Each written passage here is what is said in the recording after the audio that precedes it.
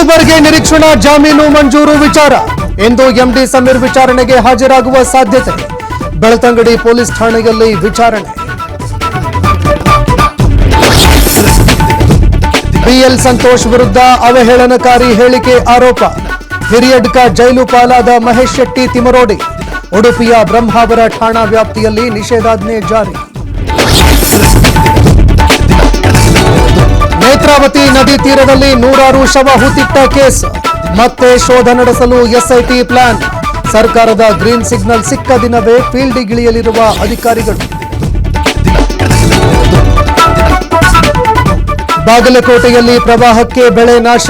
2 ಎಕರೆಯಲ್ಲಿ ಬೆಳೆದ ಈರುಳ್ಳಿ ನೀರು ಪಾಲು. ಇತ್ತ ಮಳೆ ನಿಂತರೂ ಕೃಷ್ಣಾ ನದಿಗೆ ಹರಿದು ಬರುತ್ತಿದೆ ಅಪಾರ ನೀರು.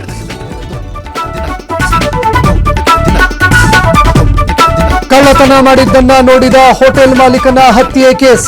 ಪ್ರಮುಖ ಆರೋಪಿ ಕಿರಣ್ ಮೇಲೆ ಪೊಲೀಸರಿಂದ ಗುಂಡಿನ ದಾಳಿ. ಆತ್ಮರಕ್ಷಣೆಗಾಗಿ ಸಿಪಿಐ ಶ್ರೀಧರ್ರಿಂದ ಕಾಲಿಗೆ ಗುಂಡೇಟು.